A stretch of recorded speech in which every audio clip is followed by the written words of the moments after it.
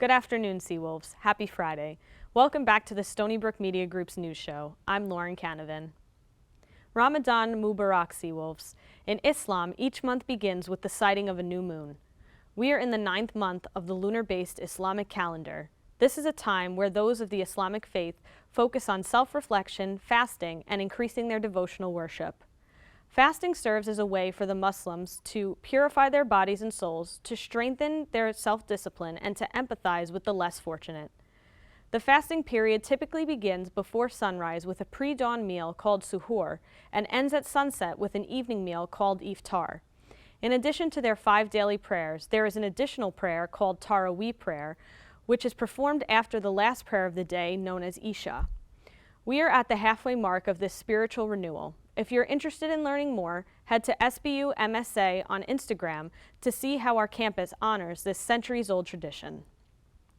You may recall having a day off in elementary school or high school for Passover, but never really understood what it meant. Passover is the celebration of the Israelites' escape from slavery in Egypt. Beginning on the 15th day of the Hebrew month of Nisan, the first month of the Hebrew year, for 7 or 8 days, Jews refrained from eating leavened food, meaning no bread or grain-based food, because Jews fleeing Egypt had no time to wait for rising dough.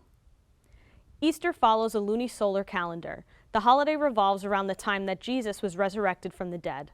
Lent is a 40-day period leading up to Easter, which is traditionally a period of fasting, prayer, and penance.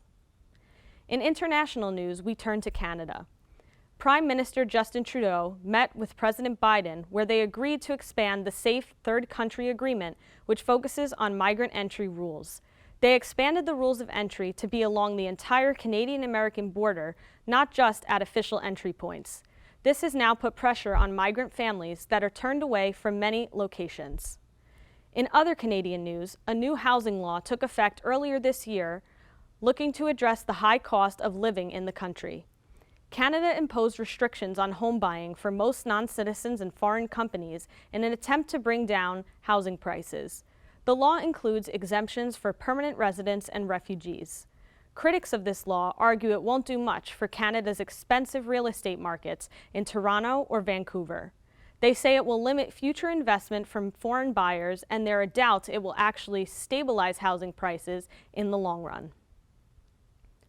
The safety of the LGBTQ+ community is currently at risk in Uganda.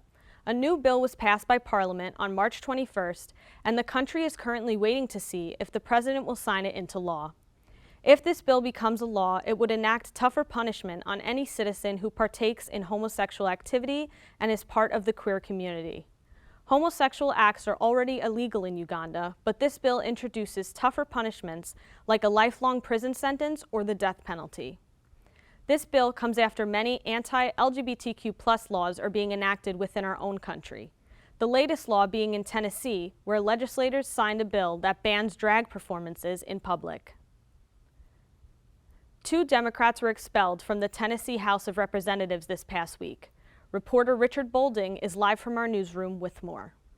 The Tennessee House voted on Thursday to expel Democratic Representatives Justin Jones and Justin P. Pearson because of their participation in a protest against gun violence last week.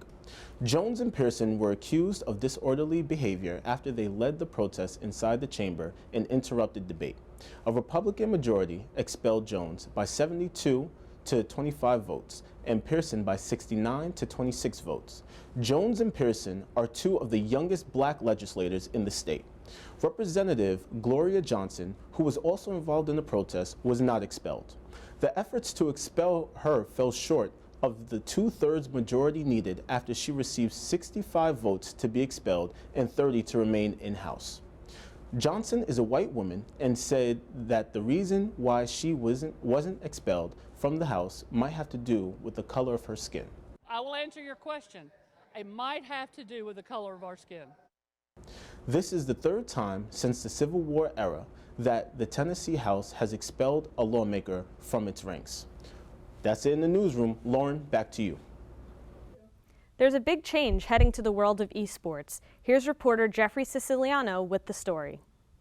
Rules change often in sports, but in the world of esports, the game will literally change. That's the case for Valve's Counter-Strike Global Offensive, which is set to be replaced by Counter-Strike 2 this summer.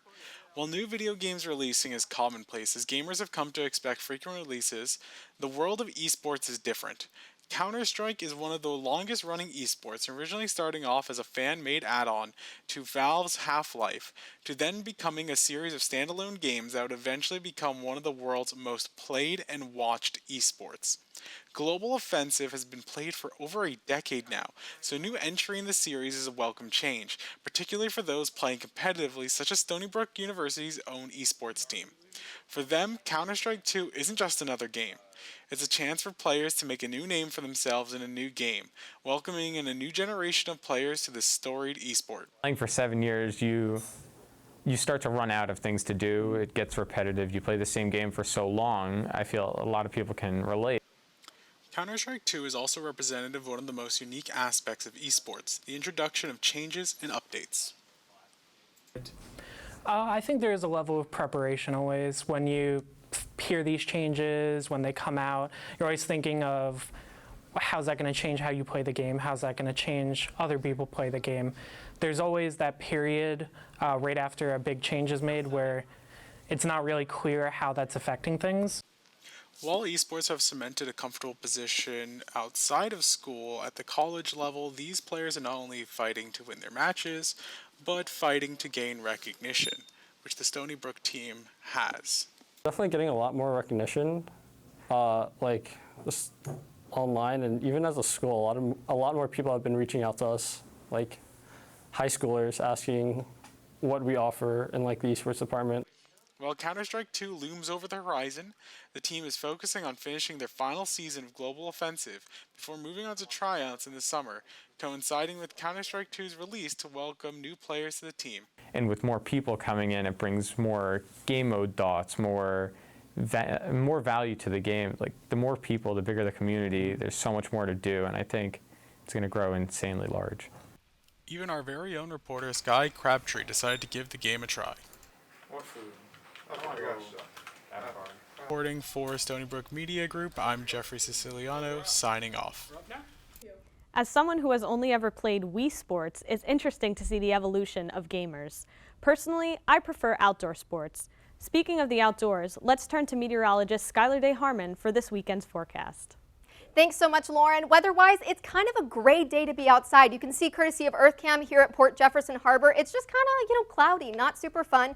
Temperature-wise, we have a high of 60 degrees with a low of 34 degrees. There's a chance of some rain in the next couple hours, not super high chance. But then what we need to look out for today is winds. We have sustained winds of between 10 and 15 miles per hour with gusts of up to 25 miles per hour. That coupled with a low relative humidity is going to issue a red flag warning. This is in effect until 8 p.m. And your red flag warning has nothing to do with your toxic X, but what it has to do with is fire safety. So if you start a fire outside, these conditions could cause it to easily spread, so just no outdoor fires today. But Saturday we have a high of 49 degrees with a low of 37 degrees, another cloudy day, but we're going to get sunshine back just in time for Easter. If you celebrate it, it's going to be a beautiful day with a high of 50 degrees and a low of 37. Back to you, Lauren. Thanks, Skylar. That's all we have for you today, Seawolves. Remember to prioritize your mental health this weekend. Go for a walk, look up at the sky, and have a great day.